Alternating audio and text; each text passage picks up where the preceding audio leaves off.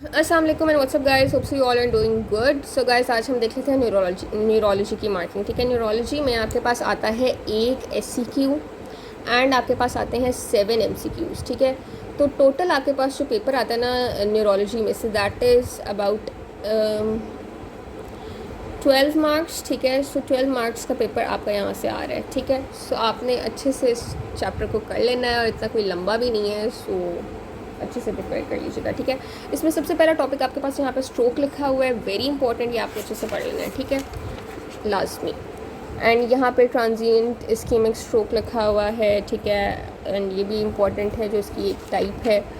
ठीक है, एंड ये अच्छे से आपने ना सारा टॉपिक स्ट्रोक वाला, ischaemic stroke, transient ischaemic stroke, ठीक है, तो ये आप सारा अच्छे से कर लें। इसके इन्वेस्टिगेशन, ट्रीटमेंट, सब कुछ ये सारा वही चल रहा है, स्ट्रोक वाला टॉपिक ही चल रहा है। ठीक है, you have to do. Then this is haemorrhagic stroke. Haemorrhagic stroke भी आपने अच्छे से कर लेना है। ठीक है, after transient ischaemic stroke second type haemorrhagic stroke, जिसमें आपके पास ये इंट्रापेरेन्काइमल हेमरेज है। ठीक है, देन ये सब एरेक्नॉइड हेमरेज है।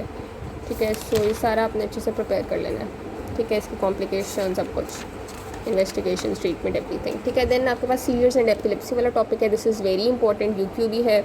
इसके क्या ट्रिगरिंग फैक्टर्स होते हैं, क्या कॉजेज़ होते हैं, क्या इसकी क्लासिफिकेशन है, पार्शियल कॉम्प्लेक्स सीवियर्स। ठीक है, सब आपको पता होनी चाहिए। ठीक है, ये सारा कुछ इन्वेस्टिगेशंस आपको अच्छे से पता होने चाहिए। ठीक है, फॉर सीवियर्स क्या आपने इन्वेस्टिगेशंस करवानी है।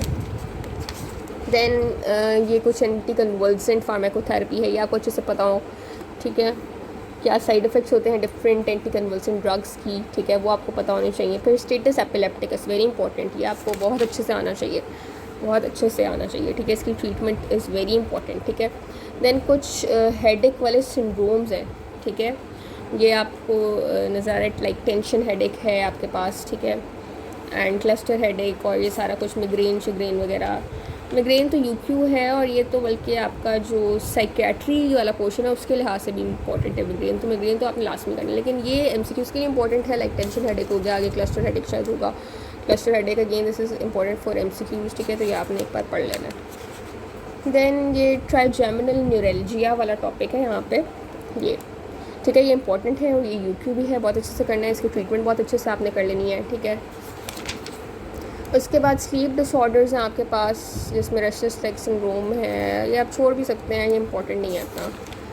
ठीक है, multiple sclerosis is very important. ठीक है, ये वाला जो टॉपिक है ना, मल्टीपल स्क्लेरोसिस वाला, दिस इज़ वेरी इंपॉर्टेंट, ये आपने बहुत अच्छे से कर लेना है। ठीक है, और इसका सब कुछ ट्रीटमेंट, लेबॉर्ट्री फाइंडिंग्स, ठीक है, ये फाइंडिंग्स जो है इसकी ट्रीटमेंट, सारा कुछ आपने प्रिपेयर कर लेना है। देन आपके पास ये ट्रांसवर्स माइलाइटिस है, ये आप पढ़ लें एक बार। ठीक है, give a read to transverse myelitis. ठीक है, ये थोड़ा इंपॉर्टेंट है। जी गाइस, तो मैं बता रही थी कि ट्रांसवर्स माइलाइटिस आप स्किप कर सकते हैं। उसके बाद अल्जाइमर्स डिजीज़ आप कर लें, फुल फ्लेज अच्छे से ये टॉपिक आपने प्रिपेयर कर लेना है। उसके बाद ये वाला जो टॉपिक है ना यहाँ पे, पार्किंसनिज्म, ये आपने बहुत अच्छे से प्रिपेयर कर लेना है। ठीक है, देन आपके पास आई थिंक माइस्थीनिया ग्रेविस है एंड कुछ ये मोनोन्यूरॉन डिजीज़ को एक बार देख लें। एंड यहाँ पे ना मेनिंजाइटिस से रिलेटेड ये सारा टॉपिक, मेनिंजाइटिस वाला जो पूरा टॉपिक है वो आपने बहुत अच्छे से। जी गाइस, तो मैं आपको बता रही थी कि सीएनएस इन्फेक्शंस आपने बहुत अच्छे से करने हैं। Acute pyrogenic meningitis is very important, आपने अच्छे से इसको प्रिपेयर कर लेना है। ये जितने साइंस है ना, करने के साइन, की साइन, डायग्नोसिस, ट्रीटमेंट, सब आपको पता होना चाहिए। ठीक है, क्या इसकी कॉम्प्लिकेशंस होती हैं, ईच एंड एवरीथिंग आपको पता हो। ठीक है, then tuberculous meningitis, again it is very important, बहुत अच्छे से आपने इसको करना है। सीएसएफ फाइंडिंग्स मेनिंजाइटिस की, ये बहुत इंपॉर्टेंट, यूक्यू भी है। ठीक है, बैक्टीरियल में क्या है, वायरल, ट्यूबरकुलस, सारी आपको जो है ना ये सीएसएफ फाइंडिंग्स पता होनी चाहिए। देन वायरल इंसेफेलाइटिस भी आप एक बार देख लें, पढ़ लें, इंपॉर्टेंट है। ओके, उसके बाद फिर आप ये छोड़ सकते हैं मिसलेनियस सीएनएस इन्फेक्शंस, ये ब्रेन एब्सेस भी पढ़ लें। ठीक है, ओके, देन आपके पास ना यहाँ पे disorders of spine and spinal cord, ये एमसीक्यूज़ आते होते हैं, इसमें से बहुत एक्सटेंसिव टॉपिक है, पढ़ना है तो पढ़ लें, वरना छोड़ भी दें, तो कोई इशू नहीं है। ठीक है, ब्राउन सिक्वर्ड सिंड्रोम, इधर से भी एमसीक्यूज़, मतलब ना ये टॉपिक एमसीक्यूज़ के लिए इंपॉर्टेंट है। ठीक है, ये जितने भी स्पाइनल कॉर्ड डिजीज़ हैं, these are important for MCQs. ठीक है, तो ये आपने पढ़ना है तो पढ़ लें।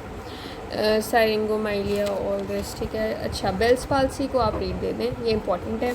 गुलियन बेरी सिंड्रोम इज़ इंपॉर्टेंट, ये भी कर लें। ठीक है, कॉम्प्लिकेशंस क्या हैं ये आपको पता होनी चाहिए। उसके बाद myasthenia gravis, it is very important, ये आपने अच्छे से कर लेना है। एंड यहाँ पे आपका ये चैप्टर एंड हो गया है। आई होप आपको समझ आ गई है। Thanks for watching.